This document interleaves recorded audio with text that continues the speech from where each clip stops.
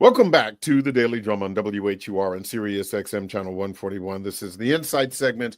I'm Harold Fisher. This coming Sunday marks the 5th anniversary of the murder of George Floyd. It's a moment that really ignited a global movement and awakened renewed calls for justice and equality in America.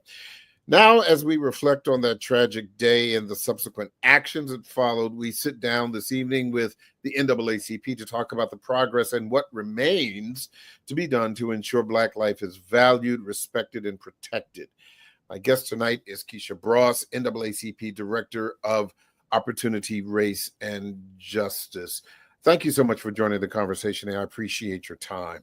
Thank you so much, Harold, and your voice is lovely. Oh, thank you. Thank you very much. I appreciate that. Let us talk about just where we are in America since the murder of George Floyd when it comes to policing Black America. What are your thoughts about that? So 5 years ago, we had the murder of George Floyd, the murder of Breonna Taylor, the murder of Ahmaud Arbery, and it really ignited a social justice movement. But I also want to reflect on the social justice movement, as you know, Harold, has been going on far before that. But it really there became an ownership and an empowerment that you saw from Black and Brown people across the country. And I think within the 5 years, there has been a lot of progress and work. However, based on some of the things happening in our nation, like the administration, economic failures from corporations, and just our constant battle of dismantling, things like affirmative action, pushing for the dismantling from federal government for diversity, equity, and inclusion, and all these other aspects. I would say in 5 years, I think now is really more of a time of social unrest than it was 5 years ago. I'd even say a bigger fight is ahead of us.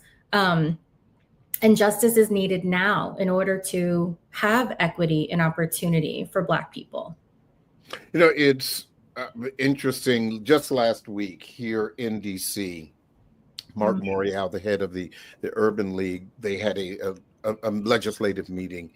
And I want to play something that he said, and I'll get your reaction to that. Sure. In the aftermath of George Floyd's murder, then President Trump in his first term issued an executive order to reform policing. It included a command to create a publicly searchable database of substantiated misconduct and excessive force claims against federal police officers. 5 years later, the same Donald Trump, now in the Oval Office, that commitment to accountability has dried up. Your thoughts about what Urban League President Mark Morial just shared? So Mark Morial and the Urban League are phenomenal as they continue to the fight that the NAACP is doing. And I 100% agree with his statement in what we wanted to preserve 5 years ago around police accountability and having searchable databases where police could not continue to abuse and murder Black and Brown people across this country. Well, it's not in his new administration because it doesn't serve a purpose for him. This administration has everything to do with white supremacy. And it has everything to do with really pushing back on the opportunity for Black and Brown people, not only to have equity, but also to be treated like people versus property. And so when you think about that, that is not in his purview. He's going to support police. He's going to continue to put in policies and executive orders that protect police, and that police are not held accountable to the standards in which they need to protect community equally. And that is exactly what he's trying to cause and create. You remember, obviously, as we all did, the day that George Floyd was murdered, but also the many things that began to happen. Let's just talk about your wheelhouse of economics, for example. Yeah. Corporations were standing up and implementing programs for people of color. There was a big move towards DEI and the like. What happened? Oh, Harold, I'm so happy you asked that question because, I've been studying the business case for a long time. And I'll tell you exactly what happened. Within that time of this social unrest, or we call it the summer of social unrest, what corporations thought was not that they wanted to have kumbaya moments and, sit around the campfire with matching t-shirts. That actually wasn't it. It was the business case. They saw on social media the empowerment that Black and Brown people had, in addition to the accountability that Black and Brown people enforced, not only from the murder of George Floyd, in the entire year of these senseless, vicious murders, but they also saw that there was a unification where the business model and the business case made sense. They understood that Black and Brown people have a buying power in America. And so diversity, equity, and inclusion and these commitments, and I hear all kinds of dollar commitments, meaning I hear 200 billion went to Black communities from companies and Black people. I hear 100 billion. At the end of the day, did that really get there, right? What did these companies do? They've made false commitments, and they did that because of a business case. It made profitable sense to them to be on the same side and the same page of the empowerment. Because once you do that, what happens? Your consumer buying power goes up. So everyone in that economy or in that bracket is going to buy from you because you're mission aligned. You feel like their morals are on point. They're supportive of your people. Representation matters. Well, guess what? 5 years later, they don't feel that that's the business model. A lot of that does have to do with fear, again, with the senseless lawsuits that have happened across the country. Fearless Fund, Hello Alice, affirmative action from universities. And so there is a fear factor. But also there's again, administration looking to dismantle diversity, equity, and inclusion because they understand progress means the loss of superiority. And so in that, companies are now making those corporate decisions where the business case doesn't necessarily follow their model. In addition to, we have social influencers that are a joke that continue to call companies out for diversity, equity, and inclusion, and companies unfortunately buckled at the knees. And so one, it's going to cause an economic, turmoil. Two, Black and Brown people have to really understand the buying power. So Nielsen reports said Black buying power right now is at $1.7 trillion. And by 2026, it's $2 trillion. So that's a lot of impact that we see that people have. And the third is that we need to take a stance on we're no longer going to allow corporate America continue to dictate what representation and how equality and equity should be practiced within the workplace. And so that's a lot of the aftermath from the economy perspective that you see from that particular 5-year mark. So just to drill down just a little bit more about what you said, because I think you make such an important point that the power of the Black dollar in 2020 is still the power of the Black dollar in 2025. It is the Black dollar, but it was green in 2020. It's green in 2025. And we have seen, for example, Target getting into discussions with some Black activists because Target is feeling the pinch of those who are not, right. That Black people and brown people in some cases are not spending. Right. But and then some like Costco, they are saying we're going to do what we want to do, whether other corporations are feeling an anti-DEI pressure or not. So particularly as it relates to economics, are we just kind of all over the place? What is the tip of the spear that will promote change? So that's a really good question. And I'm going to tell you, I don't think we're all over the place. I think, as you've seen, there's been a unified approach where Black people are holding accountable companies that have no longer felt them to be an important consumer, or mission alignment is gone. And so when you think about that, and I think you've used some great examples of like the Target model, right? Shareholders are upset. We've seen articles around, how much people are coming into their stores. There's been some activists that have actually just been proactive in unifying this front. And then you have other models where companies are saying, listen, it's not in our best interest and business case. And I don't care who you are, what you say. And I think Costco was a really great example of one of the first to say, this is just not going to fit. It doesn't fit our business models. Back to the business case, it doesn't fit it. We rely on membership base. And so when we cut out a percentage of that membership, it's not good for business. But now you're seeing more companies understand that business case, right? And are saying actively, no, we're not going to dismantle. We're going to do what's right. And they understand the buying power. I don't think we're all over the place also with the way that we have given ourselves the opportunity to seek out Black-owned business. So I've been researching a lot on, so the NAACP, for example, we have the Black Consumer Advisory. We do pick companies that we know follow some guiding principles around Black economy and Black dollar. And we also see some other platforms that are out there that are just seeking out Black-owned businesses and giving people the options of where to find Black-owned businesses, right? So you don't have to get that Black-owned product at Target or any other shopping choice of yours. Now you can go directly to the consumer because there are people really working on these kind of catalogs of places where people can shop. So I think that there's other really great ways that there's a unified approach on. We understand what Black and brown buying power looks like. We also understand the economic case for what representation means and equity means. And you're seeing that kind of manifest in different pockets of the economy. And it's going in a good direction. I want to get back to the social activism part of this anniversary coming up.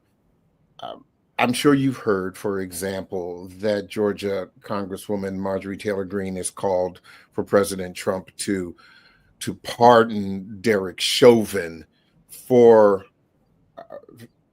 the murder of George Floyd. Now, Derek Chauvin is serving 2 terms concurrently, state and federal terms, but he's at a federal facility. Just talk to me a little bit about what that kind of statement means to people of color, considering the horrific way in which George Floyd died, and it could prompt unrest and the like. Okay, Harold. So this question makes me really angry. I'm gonna be honest with you, and I'm trying to find anger is fine. I'm trying to find the best, not first reaction way to answer this. This particular example that you used is actually not a black and white thing. In the United States, there is laws, and he was tried among a jury of his peers, and his peers held him accountable. And the minute that we don't hold those things accountable, specifically to a senseless, vicious murder that was video recorded and shown among millions of people that struck global unrest, we are now saying that there is a percentage of police and people that are above the law. And that jeopardizes our protection and rights. And so I get whatever little game she plays, but ultimately, this is about the protection of the rights of people. And so at no point that should even be a consideration. And for her to bring that up, or for her to consider that, it also then sends a divided message. So we already know senseless murders at the hands of police, militarized tactics. We understand that there have been cases where Black people and brown people have died, Latinx have died at the hands of police. They were not held accountable. And so this also sends a message of fear, because this is no longer just about the law. This is about people's lives. Hold that point. Don't forget your point, because I do have to take just a brief pause. We want to remind our listeners that you can hear this and every edition of the Daily Drum Insight segment via podcast on WHUR.com. The Original Quiet Storm with Raheem Devon is next on WHUR. This conversation continues on Sirius XM channel 141 and 96.3 HD2 in just a few seconds. Welcome back to the Daily Drum on Sirius XM channel 141. I'm Harold Fisher. We continue our conversation about the murder of George Floyd then and now. My guest is Keisha Bross, NAACP Director of Opportunity, Race, and Justice. Ms. Bross, we were talking about what Marjorie Taylor Greene, the Congresswoman from Georgia, said about asking President Trump to pardon Derek Chauvin for the murder. Please continue your point. So this also sends a message that the lives, all the lives that police are there to protect, no longer holds value. We're rewarding somebody for murder. There's no other way to paint this picture. It's murder. And so why should he be pardoned? And so also it creates a strike of fear among Black and brown people across this country. Because when he gets pardoned, it means that no one is safe. There is no protection for the law. Do you believe that this is just an opportunity for those who oppose civil rights, who oppose the rights guaranteed to all Americans, but specifically as it relates to Black and brown people, as a way to just kind of gin them up to, as you said, to create division, to prompt more social unrest? Is this a game, for lack of a better term? I think it's a game that conservative politicians play, but they have to understand it's not a game to us, it's our lives. It's a game to them, right? Because they're not the ones fearful of when they're stopped by police. They're not the ones being harassed. They're not the ones with no protection, no opportunity, inequities, the dismantling in federal systems, the argument of firing full diversity, equity, and inclusion departments, workforce. I mean, to them, it's a game, but it's a game they're playing with people's lives. And it goes back to the statement I made before. It's about power. It's about systemic racism, and it's about supremacy. And because of that, they feel they have the power to play this game because they do not care. They do not have the protection of Black and brown lives. It is disposable to them. And it's a game that we cannot allow them to play because it's our lives and our children's lives that are jeopardized. And it's in every system, Harold. It's just not police and this ridiculous request. It is everything from HBCUs to the dismantling of education programs across the country, to it's all the systems that are continuously being hit by folks playing games with people's lives.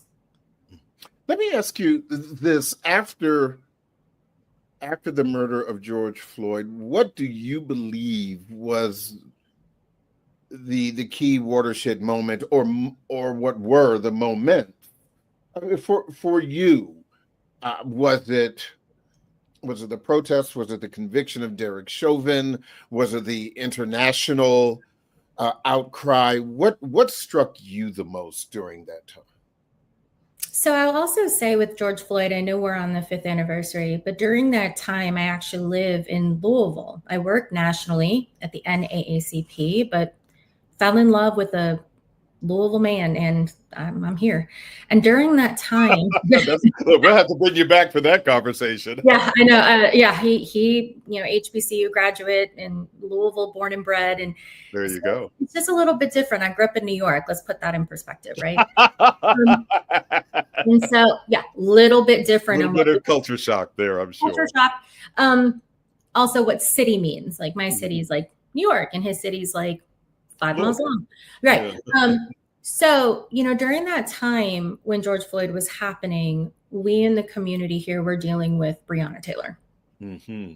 And dealing with meaning the cover up, the shock, the cries from community, the heartbreak. And so the heartbreak repeatedly happened that year. No matter where you were in the United States or across the country, across the world, you felt heartbreak.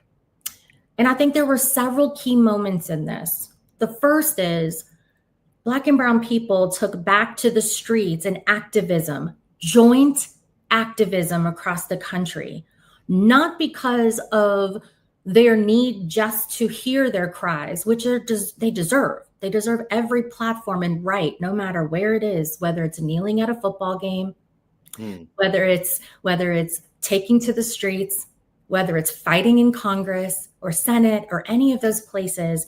There was a unified approach that came into activism.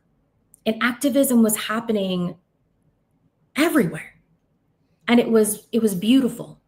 People don't just gather in the streets to gather, right? It wasn't just a march or a gathering around a particular right, or whether it be the rights and protection of women's rights or any of the things, right? Healthcare rights, all of that. But there was this passion that had come back into the community. And that was such an awakening invigoration for folks in this field of social justice that we were like, yes. And the second was, we didn't take no for an answer. If you didn't stand for the rights of Black lives, we were gonna not come to your business. We were gonna put you on social media. We were gonna make sure that all your Karen moments were out in the public. We were no longer fearful. Recording. And you know, police brutality and the murders with police were happening for 400 plus years in this country. The difference is now everybody has the chance to show it. But the reactions of it, we were no longer going to allow anybody to take away who we are, being our authentic selves, showing up in uniqueness. And if you were not a part of that, and we were going to hold it accountable. We're back to, in some cases, not all, back to that fear. What will happen if, right? And of course, it's on purpose. What happens if I speak out at work? I could be fired. What happens if I, speak back to police? I could be murdered. What happens? It's all of the fear. They've done the strategy of this administration has done it tactfully when they launched out Project 2025, because it created the fear and it was on purpose. And then the last part is, and what was invigorating, is that we saw a shift in the justice system where accountability was happening. It didn't always happen for everybody. Still to this day, we didn't see the justice Breonna Taylor deserved. However, we saw justice with Ahmaud Arbery. We saw justice with George Floyd. And so there was an empowerment and conviction for us to now take it to the streets of voting, and who we're putting into judges' seats and who are we taking out of judges' seats. The judge here who was in the Breonna Taylor case did not make her reelection. It's all of those things that we started to see when it comes to the system that we're trying to break. And so that's the invigorating, awakening moments for me, is just the activism, the intentionality, the empowerment, the ways that we started to take to action in our voting, in our who we're putting in our judges' seats and all the things. That was the good. It was really good. And I would say companies like the ones who have still stood by it today, there are some companies that have done phenomenal in their diversity, equity, and inclusion, and continue to stand by those principles. And so, we see that as well. So there was some good points. It was some good hard-hitting things. When we're talking about police accountability, police reform, and the like, whether it's a Derek Chauvin and a George Floyd or Breonna Taylor, but even, as you know, this case in Memphis where Black officers were acquitted of killing a Black man. Is that different? Or is that just about police? It's about police. Police in the United States were formed on a militarized infrastructure. They were groomed and started on the basis of manhunt. right? That is the whole system of it. And so there also comes a superiority where there are no accountabilities for police. This goes back to what we talked about earlier. No database, no hiring, no internal audit, no all the things, right, that you see continuing to surface from the Department of Justice investigations over the years, right? And so because there's no accountability, there's a superiority. And then on top of that, they're trained in militarized tactics. It's police. The whole system is created for such.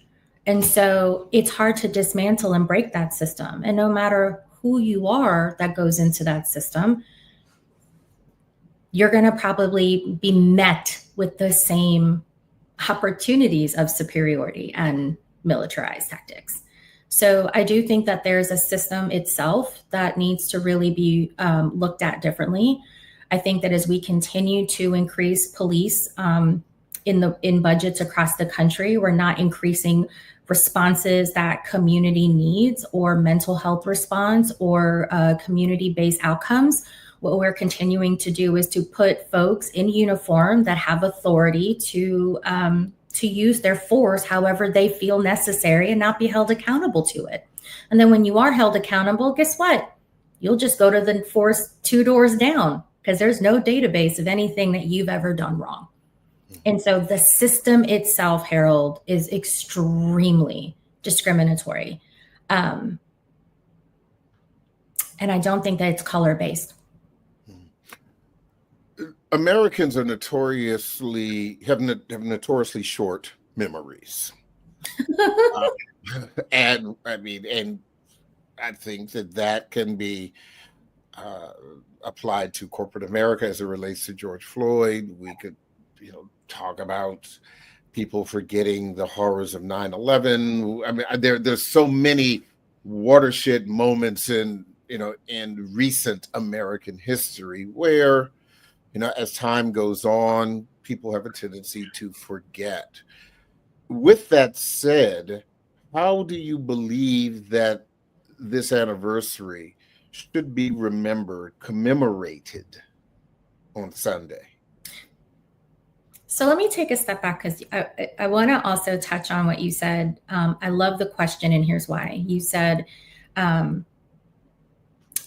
sometimes we forget. Mm-hmm. No, let me take a step back. The current administration and the people in government that choose to continue to work against equity and opportunity for people of color actually don't forget. You're trying to bring us back to a state of power. So when we look at foundation of the way the economy and country was built, when we look at enduring all of the social unrest, racism, Jim Crow, Native Americans, the abuse they endured, all the things, there's no forgetting that. When you think about the education system, Harold, and you think about how Black and brown people weren't given the opportunity for education in this country for generations, 4 generations removed from, generational wealth based on the Brookings report, we can go down and down and down and down the road. It's intentional. And it's intentional because they don't forget. And they're trying to bring our country back to a place where their power continue to have superiority, supremacy. And so they're not forgetting. When you think about fighting affirmative action, dismantling civil rights, giving police officers all the capacity to do whatever they want, murder people as they come, what does that think about, Harold? What does that remind you of? I don't know, maybe Jim Crow? Maybe before, maybe way before Jim Crow. Mm-hmm. So they don't forget. If anything, they remember sharply the power that we possess, the empowerment that we could do to turn a country. And that makes them fearful, not forgetful, fearful, right? And so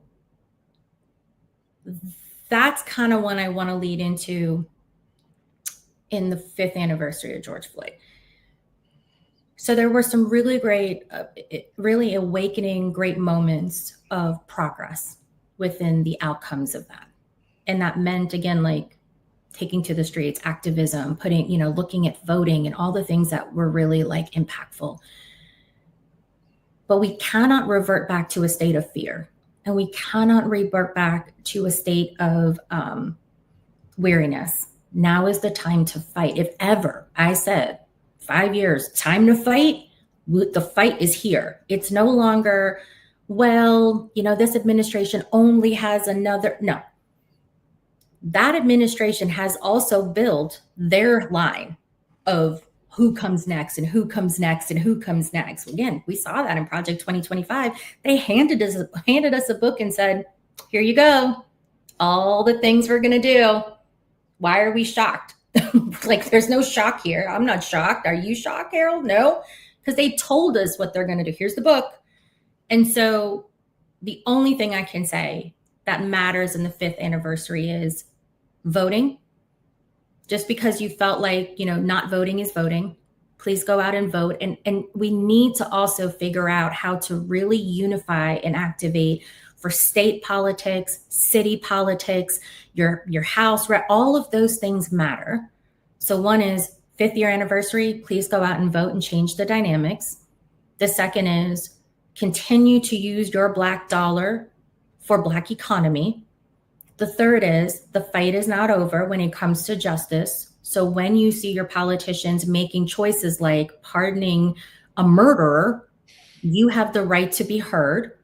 And fourth, we need to also tee up who we need in government. So building our next generation of leaders and preparing them for the fight. And so those are the things that I want 5th anniversary to look like. And I want to send a very clear message that this murder is one murder of many. And if we don't continue to fight, and that means every aspect of our systemic racism, if we don't continue to fight and dismantle, this murder is going to be many more of another thousands and thousands of murders that are vicious and senseless.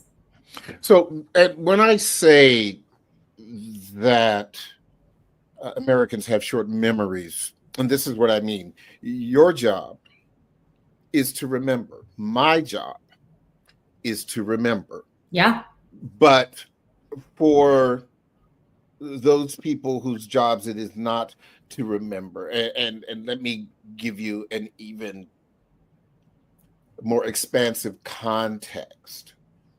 You know that particularly for Black women, after Donald Trump won the election in November, there was this mass shutdown where there Black women and some Black men also, but certainly Black women who have always really have been that foundational strength, yes, voting for the community, and we can go on and on. That's a whole different conversation. But they didn't want to hear anything else about what was going on. They needed a mental break. They were turning off TVs. They were turning off social media. They were sick and tired of being sick and tired, and they didn't. So I say all that to say, even while all this is going on, how does the NAACP and organizations like it reinvigorate people who have also lost their jobs because of layoffs, and they are just fed up? That's a really great expansion, and I'll tell you why. So the NAACP, we're the oldest and largest civil rights organization in the country. And we have had a significant amount of wins in the lawsuits that we have filed to protect the rights of people in this new administration. So we filed a lawsuit against the new director of the CFPB and won. We've also filed a lawsuit under the Department of Education, and there's more coming. We are here to fight for people who are tired. And by the way, let me also say that, Harold, it's okay to be tired. You brought up a really good point. People were tired. I don't know about you, but I'm an immigrant to the United States of America. And the first thing that happened in the election I remember as team members, we had got together under our president and CEO's leadership and was just had a moment to be heard. And I remember coming off mute and saying, I am just scared as an immigrant in this country that I at any time can be falsely accused of something and have to deal with these things. This is an insane time, and people are, again, they're tired. Lot of pressure on people.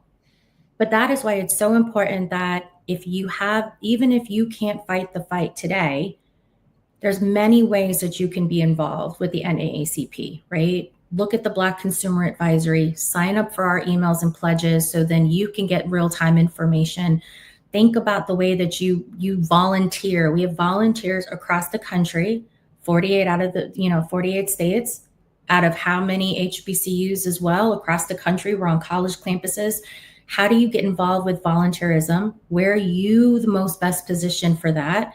And then, of course, the best and always brightest thing is if you have the ability to contribute to us, because we are actively doing the work, fighting policies, sitting in the rooms that matter, fighting for the rights of people, doing the lawsuits, getting people their jobs back, all of the things, right? And so those are the ways that I want people to think about how you think of this 5-year mark. What is the one thing you could do? What is that one thing you can take away and carry with you that allows you to feel reinvigorated? And not everybody could fight at the level that they fight. You're right, Harold. You fight every day. I fight every day. It's your job to remember. It's my job to remember. But we also have to bring the others along in different ways too. When you look at, again, I guess where we are, short of the next presidential election or even the midterms, do you believe that the power really is local voting? Is that where the difference needs to be made? I do. I think it's all the voting, but I think it's all the voting. Well, because and the reason I asked that, and you know this, is that some people only vote for president. Right. And just so you know, look what's happening right now in those dynamics, right? Yes, we have a president and an administration, and it's a lot, but they're not always the ones, or they are not all the decision makers that happen in our day-to-day lives. When we think of the judges that have the rights to defend our rights, who are you putting in those seats? Because they matter. They for sure matter. Or when you think about your governor, and your governor is responsible for the budget of the state and all of those allocations and how the state runs. Again, freedom to practice diversity, equity, and inclusion, the rights of women, that makes a difference. When you think about your mayor and local politicians and the budget that they use to put back into your communities, that matters.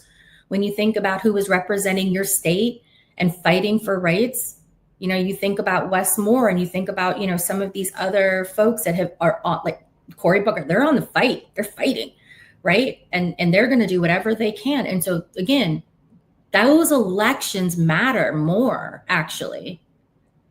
Day to day, the president is the president. We can't change that. But if you want to continue to impact what your day to day looks like, all the other elections matter. State elections are crucial. And I'd say even local elections, because they're the ones that you have to face in your day in. We've spoken about the past 5 years and where we are now. How do you believe that the NAACP must evolve over the next 5 years, or what's the plan for it to evolve? I will say, just from my own observations, and even in interviewing you, we are starting to see younger people, move into positions within the NAACP and other civil rights and activist organizations, which we do need to, in everything, pass the torch. But beyond that, what do you think is the evolution of the NAACP to keep that torch burning even as it is passed? How do you get more people involved? So one, you're spot on when it comes to how we look at intergenerational and multi-generational. And so some of these civil rights organizations, including ours, has a long legacy. And the way that that legacy has carried over, like even to that point, activism has changed. When we think of the way that we socialize information has changed, right? And so I do think what makes us really good in that evolution is we have youth in college, and we really specialize in and continue to implement and advocate with these next generations of leaders, right? Giving them the opportunity to be seen and heard, developing their skill sets around activism and volunteerism, and then giving them the power of voice. So we have, our youth in college convention part. We have do this all throughout the years where they have calls where they're interacting. We have youth in college on our board of directors. That's a big thing. So we're hearing all types of voices from different, again, multi-generational, intergenerational groups. And it really, intersectionality matters, because we cannot be siloed in the fight about it only serves one demographic or one person or one age, right? There is an intersectionality to it. I also think what really makes this evolution progressive is when we think about and how we continue to model that, though the basis of the NAACP and civil rights and social justice has always been considered a race-based concept. And now it's growing into these other things. We've got LGBTQ, and we have a committee for that under our association. And we, think about the ways that we are bringing in, again, all folks that have the ability to really advocate in a way. And that also has evolved over time. And what we need to do and what we need to continue to do is education, and education is huge. And I'll tell you why. Not only with the murder of George Floyd in the 5-year, but I cannot tell you enough, Harold, how many times I've had conversations with just anyone, and they do not understand what they voted for when it came to economy. They don't understand. They think the price of eggs are $9, and that's the president's responsibility, and that's why it's $9. And I'm like, no, that's not the case. But it's about education. In order for us to make active change, in order for us to really shift the dynamics in this systemic racism, we have to continue our lifelong learning journey together. And that's providing real-time education on what are you voting for? What is that economy that you're doing? What are those guiding principles in diversity, equity, and inclusion? You need to know when you choose where to buy from. What is our, resource page and what we think about, and all the different field memberships that we have, and. So education's a huge part of this, and I think the NAACP has got it. I think that we assume that folks just know, and that's not the case. And so we have to be lifelong learners with folks to get them motivated. And I think that's also how we're seeing some of these developments within the next years. I think this is a great place to end this conversation, at least for today, but certainly would love to have you back as these things continue to evolve. Keisha Bross with the NAACP, I really appreciate your time. Thank you so much. You're welcome, and thank you for having me. Sure thing. That is the Daily Drum for this Tuesday, May 20th. I'm Harold Fisher. Good night.